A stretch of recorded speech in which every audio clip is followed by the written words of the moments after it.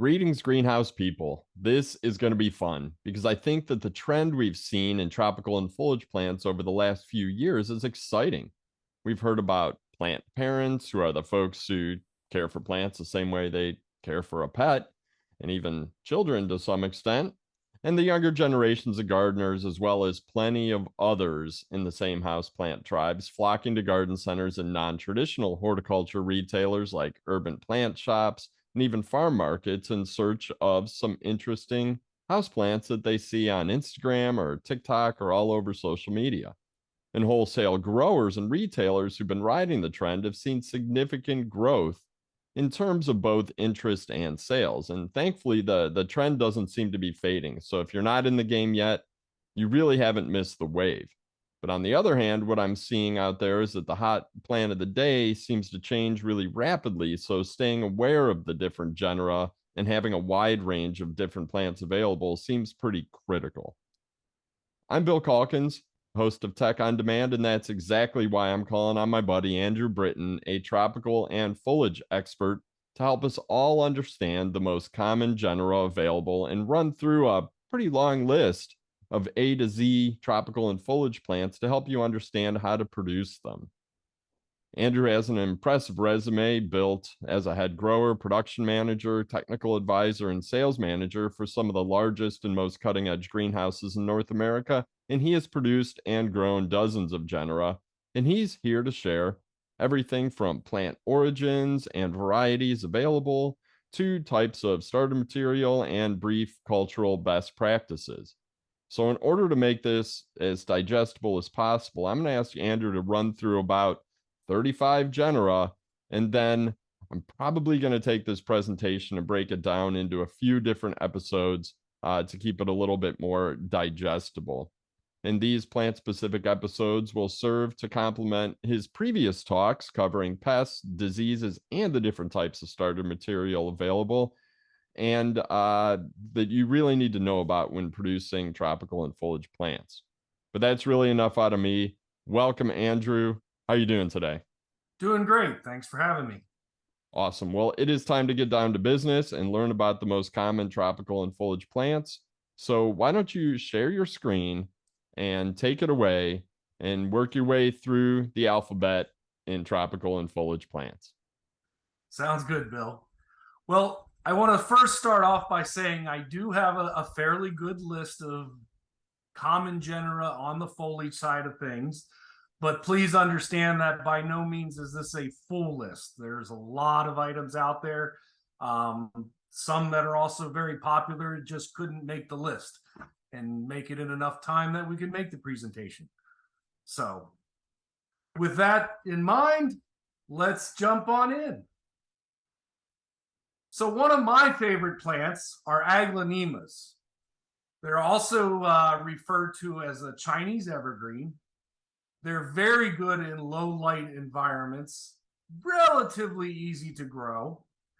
They are not a fast grower. They're definitely going to be on the slower side. In the past, Aglaonema had typically been green and white variegated varieties, but over the past 10 years, we've seen a lot of colored varieties come onto the market, especially with a lot of reds and pinks. So we have a lot of really good variability within Aglaonemas at this point. Aglaonemas are typically produced from cuttings. You can find some that are from tissue culture, but the bulk of them will be from a cutting. Aglaonemas grow by creating suckers out from the base of the plant, and those suckers are cut off and used as the unrooted cutting to create the new plant. Alocasias, I lump in alocasias and colocasias together. They are typically from rhizomes and typically produced from tissue culture as well. There's varieties that are very small, good for 4-inch, 6-inch pots, up to varieties that are 6 feet tall with very large leaves. They like bright light indoors and part shade outdoors. They will flower, but the flowers are fairly insignificant. They're typically grown for their large leaves and beautiful leaves. Alpinia. This is ginger.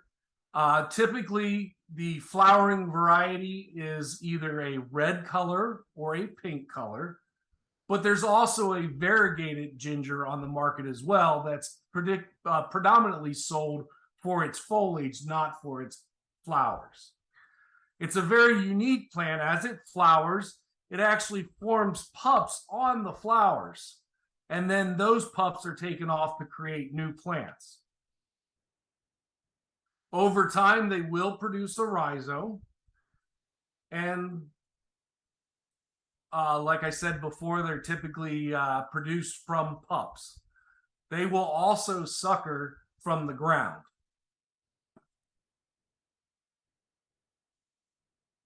Aphelandra is a real neat plant. It's got a very sophisticated look, really good looking foliage. Can be sold just as its foliage, but it will flower. You can see the yellow inflorescence there. It will typically last about 6 weeks when it flowers. This is a plant that is definitely going to prefer more humid and warm conditions. Typically, it is produced from cuttings. If it is put under stress, you will see leaf drop. So if you're starting to see some leaf drop on your plant, try to figure out what stress factor you're giving it so that you can avoid it in the future.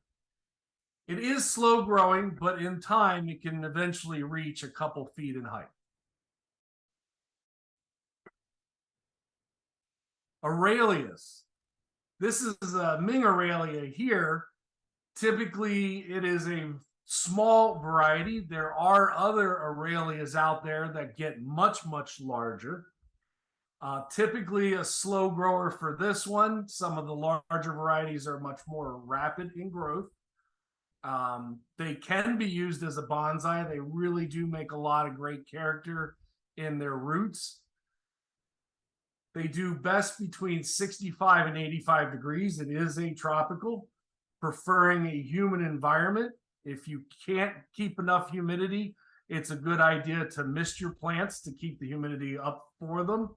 If not, you can get some leaf burn. And these are typically produced from cuttings.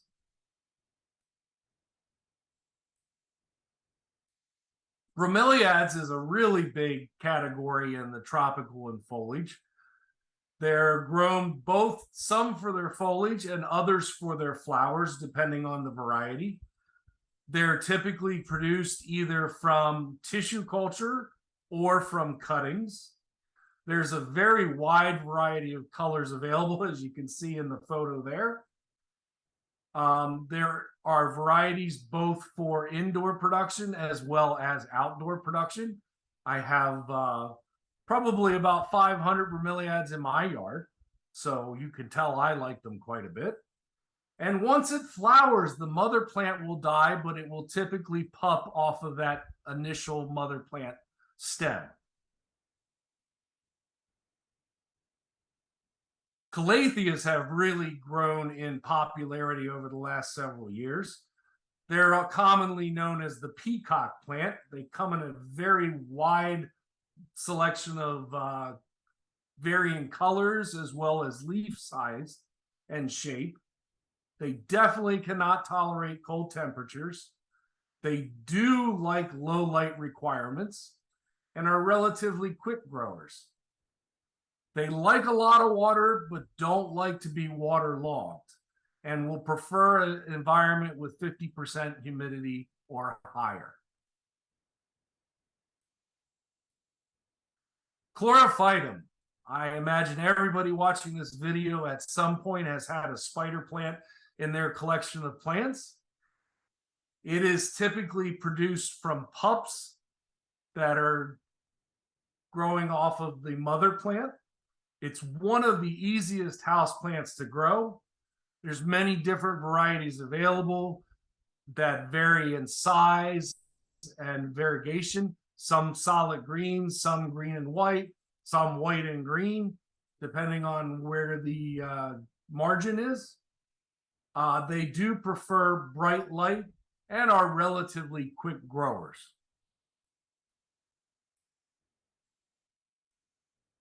Cordyline is another common houseplant, which we use in the landscape here in Florida. There's a wide variety of sizes and colors available in Cordylines with just stunning, stunning leaves. These are typically produced from air layers to give you a nice big cutting that'll take off and grow quickly. They're utilized as both houseplants and patio plants, as I discussed earlier. They prefer warm and humid conditions, as most tropicals, and they are extremely prone to mites. So if you're growing these, you want to be watching out for mites.